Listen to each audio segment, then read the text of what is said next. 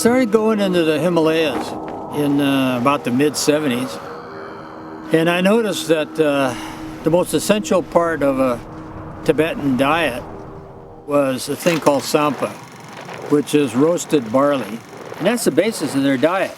And they say that gives them more energy than, all our freeze-dried food. So in later years, I'd go on expeditions, I'd eat the same thing, and I felt like it was the best thing I could possibly eat. I'd come back from those trips healthier than before I went.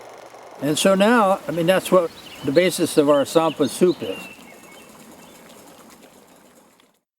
I've been interested in food all my life, and I've had it in the back of my head to do a food business someday. I'm very interested in grains because I think if we want to feed the world, we're not going to feed the world with beef.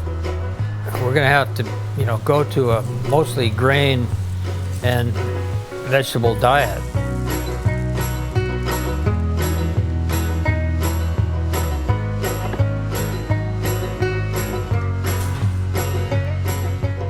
It's a really good backpacking food, and I eat it at home.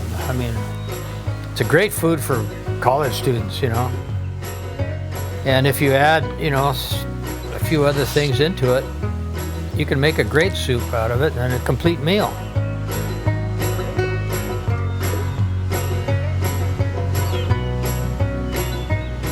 What we did with clothing, which is show that you can make clothing more responsibly, now I want to do the same thing with food.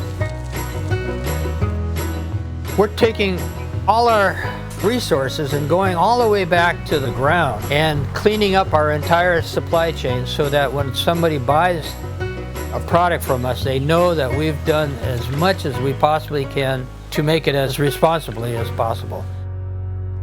There's a change in society right now where people are looking for a simpler life, and they want to go back and eat real food, plant their own garden, and see where food comes from. If we go back to a simpler life, it's not going to be an impoverished life. It's going to be a much richer life. When I'm away from home for a long period of time, you know what I dream about? I dream about my garden. And my wife too, but mostly my garden.